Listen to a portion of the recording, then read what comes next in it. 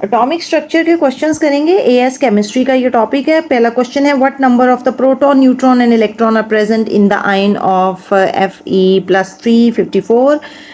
तो इसके नॉब थोड़ी सी बारीक कर लें, ऑलरेडी बारीक है। अच्छा चलें, Fe+354, 54 इसका एटॉमिक मास है। वैसे आयरन का एटॉमिक नंबर होता है 26। ये आप पीरियोडिक टेबल में देखेंगे जो कि आपको प्रोवाइडेड होगा, तो उसमें आपको पता चल जाएगा। और 54 इसका एटॉमिक मास है, +3 उसके ऊपर चार्ज है। तो ये एक्चुअली हमने इस आयन का प्रोटॉन, इलेक्ट्रॉन और न्यूट्रॉन फाइंड आउट करने हैं। ठीक है, बहुत ही आसान है। 26 आपका प्रोटॉन नंबर है, 54 में से 26 माइनस करेंगे तो आपका न्यूट्रॉन नंबर निकल आएगा जो कि होगा 28, और 26 प्रोटॉन है। और इसमें से 3 निकाल दें क्योंकि उस आयरन एटम ने 3 इलेक्ट्रॉन लूज़ किए हैं, तो 3 इलेक्ट्रॉन्स कम हो जाएंगे, तो हमारा अल्फा आंसर होगा इसका।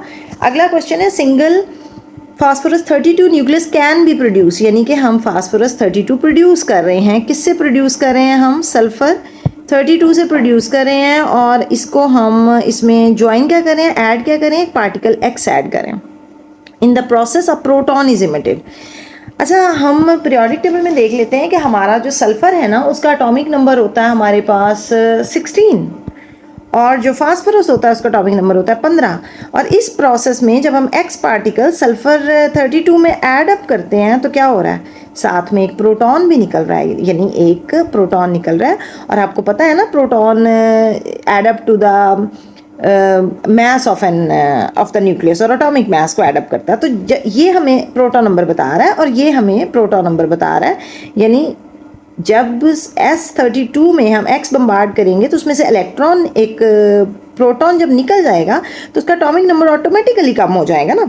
तो इसका मतलब है कि प्रोटॉन तो इमिट हो रहा है, और वो जो पार्टिकल X हमने इसमें बम्बार्ड किया था उसने क्या किया, उसने उसका एटॉमिक मास को मैनेज किया, बैलेंस किया, क्योंकि this 32 is actually proton plus neutron.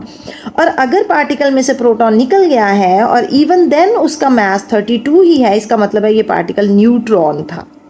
ठीक है, ये X पार्टिकल कौन था, न्यूट्रॉन था, जो हमने उसमें ऐड कर दिया, प्रोटॉन निकल गया, but still the mass is 32, that means this particle is neutron, so the answer is Charlie.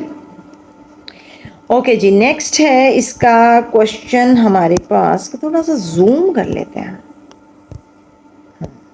अच्छा, वो कह रहे हैं हमारे पास, अच्छा वो कह रहे हैं ड्रिंकिंग वाटर में contain dissolve calcium hydrogen carbonate, ये how many electrons are present in hydrogen carbonate ion. अच्छा, आयन कैसे बनाना है, हमने यहाँ से इसको स्प्लिट कर लेना है, इस पे +2 और इस पे -1। अब कार्बोनेट कितने हैं, 2 कार्बोनेट है, क्योंकि ये 2 नीचे लगा हुआ है, 2HCO3-1। ठीक है, अब आपने क्या करना है, इसमें total number of electrons calculate करने हैं। इसको फिलहाल मैं स्पेयर कर लेती हूँ। हाइड्रोजन में कितने इलेक्ट्रॉन है, 1। कार्बन में कितने इलेक्ट्रॉन है, 6। ऑक्सीजन में कितने हैं, 8। लेकिन ऑक्सीजन के एटम कितने हैं, 3, और इसमें हमने एक इलेक्ट्रॉन और ऐड करना है।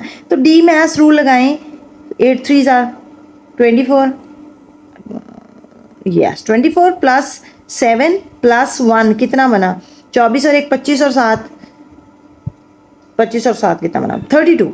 तो हमारा आंसर क्या आएगा इसका, चार्ली। ये देखें कितने हमने टेक्निकली इसको कैलकुलेट कर लिया। क्वेश्चन नंबर 3 का आंसर है आपके पास चार्ली। डन हो गया, आगे चलें। अगला क्वेश्चन है, neutrons are pass through an electric field, the mass of 1 neutron relative to 1/12 the mass of the carbon 12 atom and any deflection in the electric field is recorded. अच्छा, relative atomic masses जब भी हम लेते हैं, हम carbon 12 के उसको relative लेते हैं।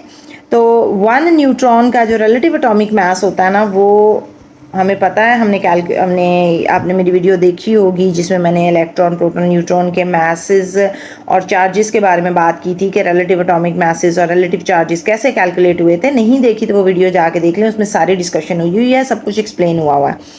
तो न्यूट्रॉन का मैस जब कैलकुलेट हुआ था तो वो 1 कैलकुलेट हुआ था। तो इसका मतलब है कि मैस तो हमारा 1 है। ये रट्टे वाला सवाल है, मैस हमारा 1 है तो हम 1 पे टिक कर देते हैं, यानी कि मैं 0 वाले मैस का तो हमारा ऑप्शन क्रॉस आउट हो गई है। उसके बाद behaviour in the electric and magnetic field भी हमें पता है कि क्या होती है। Behaviour in the electric and magnetic field हमारी नॉट डिफ्लेक्टेड होते न्यूट्रॉन, तो डेल्टा इसका सीधा सीधा आंसर है। अगला क्वेश्चन हम देखते हैं, हमें क्या कह रहा है। अगला क्वेश्चन है, a beam of charge particles are deflected by an electric field, the angle of the deflection of the particle is proportional to its charge to mass ratio. देखिए ये वाली जो स्टेटमेंट है ना, इट्स वेरी वेरी इंपॉर्टेंट। मैं हमेशा अपने students को कहती हूँ कि आप ना अंडरलाइन कर लिया करें important part of the question. अब एंगल ऑफ डिफ्लेक्शन आपने कैलकुलेट करना है, और दूसरा क्लू उसने आपको दे दिया है कि हर जितनी डिफ्लेक्शन होगी ना, it is very much proportional to charge to mass. मैं साथ साथ इसको लिखती जाती हूँ, ठीक है। Charge by mass is directly proportional to the my angle of deflection, और मैं डायरेक्ट प्रोपोर्शन खत्म करूँगी तो मैं लिखूँगी C by M is multiplied by my factor of deflection is equal to angle of deflection. अब वो कह रहे हैं कि प्रोटॉन डिफ्लेक्ट हो रहा है बाय 15 डिग्रीज, तो 15 डिग्रीज हम यहाँ लिख देंगे, फैक्टर हम कैलकुलेट कर लेंगे। प्रोटॉन का चार्ज हमें पता है +1 होता है, मास 1 होता है, तो इसका मतलब है कि मेरा जो फैक्टर ऑफ डिफ्लेक्शन इसमें आएगा ना वो 15 आएगा, यानी मेरे f की वैल्यू क्या आ गई 15। अब इसी f की वैल्यू को आपने अगले पार्ट ऑफ द क्वेश्चन में इस्तेमाल करना है, ठीक है। f की वैल्यू आ गई 15। अब देखते हैं कि अगले पार्ट ऑफ क्वेश्चन में क्या कह रहा है। वो कह रहा है अनदर एक्सपेरिमेंट जब हमने किया तो हमने देखा कि जो पार्टिकल H-1 है ना, H2-1 आयन, आपने बताना है कि वो y डिग्रीज पे अगर डिफ्लेक्ट कर रहा है तो वो y की वैल्यू क्या होगी। इसी फार्मूला को हम दोबारा लिखेंगे, C/m into factor of deflection is equal to angle of deflection. Angle of deflection मुझे फाइंड आउट करना है, फैक्टर ऑफ डिफ्लेक्शन मैंने कैलकुलेट कर लिया है 15 है। अच्छा, जब 15 मैंने कैलकुलेट कर लिया तो अब मुझे पार्टिकल किसका लेना है चार्ज, अब मुझे इस पार्टिकल का चार्ज लेना है। चार्ज कितना है -1 दिया हुआ है, मास कितना है 2 है, इसको आप कर लें divide, 2 is divided by 7.5, negative साथ में साइन आएगा तो मेरा एंगल ऑफ डिफ्लेक्शन निकल आया जो मैंने कैलकुलेट करना था, ठीक है। तो मेरा आंसर है ब्रावो इसमें।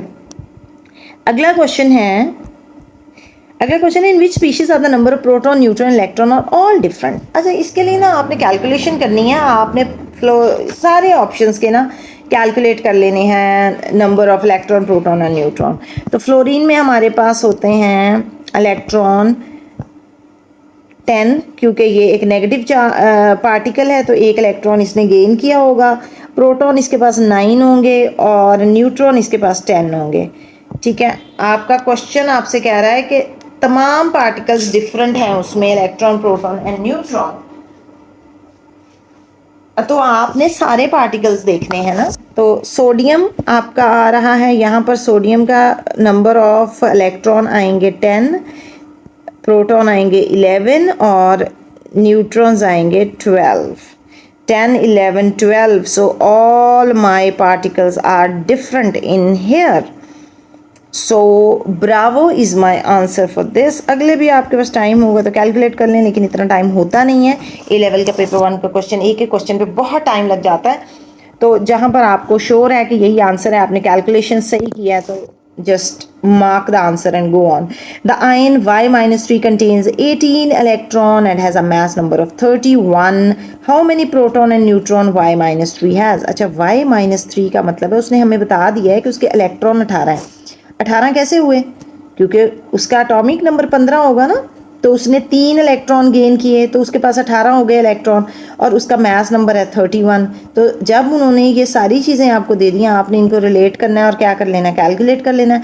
अब प्रोटॉन उसके 15 हैं, इलेक्ट्रॉन उन्होंने हमें बता दिए हैं, न्यूट्रॉन हमने कैलकुलेट करने हैं, तो वो हमारे पास 31 - 15 कितने निकलेंगे 16। तो इसका मतलब है प्रोटॉन 15, न्यूट्रॉन 16। तो alpha is my answer question number 7, ठीक है। आगे चलें क्वेश्चन नंबर 8 पे। वीडियो ज़्यादा लंबी तो नहीं होगी। अच्छा, इस क्वेश्चन में वो आपसे पूछ रहे हैं कि वो वाला पेयर आइडेंटिफाई करें जिसमें सेम नंबर ऑफ न्यूट्रॉन है। तो आपने मेंटल मैथ से जल्दी जल्दी इसको कैलकुलेट करना है। इसका एटॉमिक नंबर होता है बोरॉन का 5, तो 11 - 5 इज 6, और कार्बन का होता है 6, तो 12 - 6 इज 6। तो ये पहली ऑप्शन में ही आपका आंसर निकल आया। If you do the calculation correctly, then you are very much sure your answer is correct, then you move further. I think that's all for this video. अगली वीडियो में मिलते हैं। Thank you so much. God bless you. Allah Hafiz.